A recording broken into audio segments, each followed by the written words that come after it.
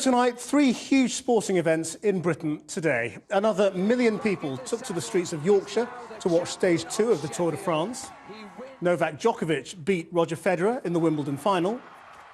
And Lewis Hamilton took the British Grand Prix as his teammate's car broke down. They allegedly contained information about paedophile activity in Westminster during the 1980s. But where 114 files identified in an internal Home Office review are, or if they even still exist, is unknown.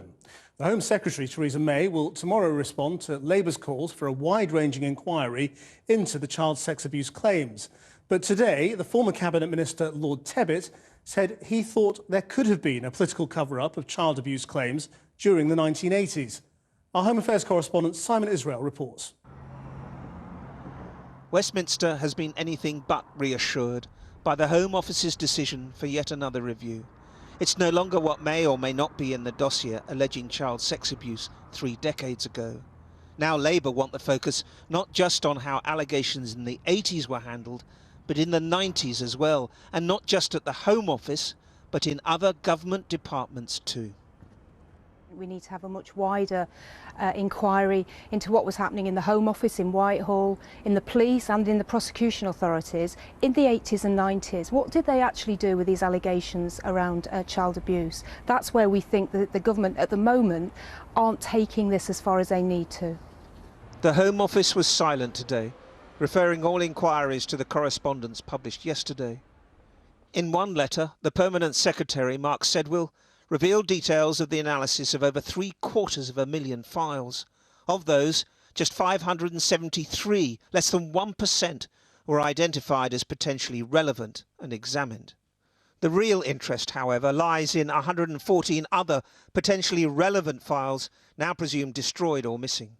But these are a tiny sample of the numbers weeded out. More than 300,000, nearly half, had been shredded or were missing. We need to know how they got missing, who authorised their removal if they were removed, and what kind of system is in place to protect important information of this kind. A bit late now, some may argue, to close the stable door in relation to the bundles of documents handed over by the late Geoffrey Dickens MP. Allegations of an establishment cover-up got some support today from one government minister at that time. I think most people would have thought that the establishment, the system, was to be protected. And if a few things had gone wrong here and there, that it was more important to protect the system than to delve too far into them. Now that view, I think, was wrong then. The Home Secretary will give a statement to the Commons tomorrow, in the wake of pressure from MPs for some answers and much more than just a review. The spectre of a cover-up has not gone away. The Home Office letter to the Prime Minister yesterday has simply fuelled even more suspicion at Westminster. Its author, the Permanent Secretary, Mark Sedwill, is to be questioned by MPs on Tuesday. And one area for certain that will be scrutinised is the content of those files that went missing or were destroyed. Simon Israel reporting. Well, earlier I spoke to Simon Danczuk, the Labour MP for Rochdale, who has been at the forefront of the campaign to investigate this alleged paedophile ring in Westminster. I asked him for more details of the conversation he says he had with another MP before his appearance in front of the Home Affairs Select Committee last week. He stopped me outside the chamber and had a word in my ear in terms of what I would and wouldn't say at the Select Committee. I was quite riled by his approach. I said I'd listen to what he'd say, I'd consider what he'd said, and we'd leave it at that. What did he actually say? Well, I've rehearsed what he said on a number of occasions now, but he was just making the point that he thought it wasn't right that I should name names at that committee. And why aren't you revealing who this was?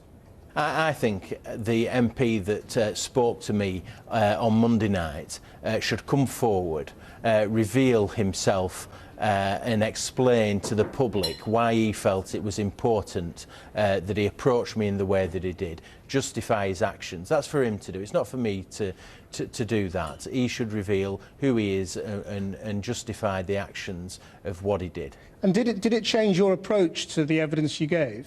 No, I'd already decided myself in terms of the approach that I would take at the Select Committee. I'd put a lot of effort into preparing for the Select Committee, and I fully understood the type of approach that I would take. I'm not the type of person that would easily be bullied.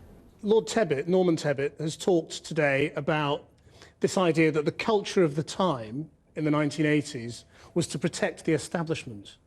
Is this something you've heard from other people you've spoken to? Yeah, well, having researched the issues around Cyril Smith, I would tend to agree with Norman Tebbit from my understanding of the time. He will know it much better. He was around then, and I think it's brave and honourable of him to come out and say what he has said today. The bottom line in all of this, I believe, is that the Prime Minister now should really instigate an overarching inquiry that would create the space for us to be able to get to the bottom of exactly what went on. And I also think potentially identify a number of other potential perpetrators so that that information can be passed on to the police as well. Do you think British politics could withstand such an inquiry? I mean, the impact on public confidence in politicians would be utterly devastating. Well, politics is struggling already to deal with the fallout from all of this. People are very sceptical about politicians at the best of time, and they're very concerned about how this is being handled. We have a little bit more information coming out every day. It can't go on like this. We've got Home Office questions tomorrow, where the Home Secretary will have to answer questions which I'm sure will come up around these issues, but on it will go, and I have no doubt more evidence, more information will come out, more allegations will come out. It's almost inevitable. The MP Simon Danczuk speaking to me earlier. Well, for more on the story, do go to our website, channel4.com/news. In a separate development, the former Home Secretary Leon Brittan is reported to have been questioned by police over historical rape allegations.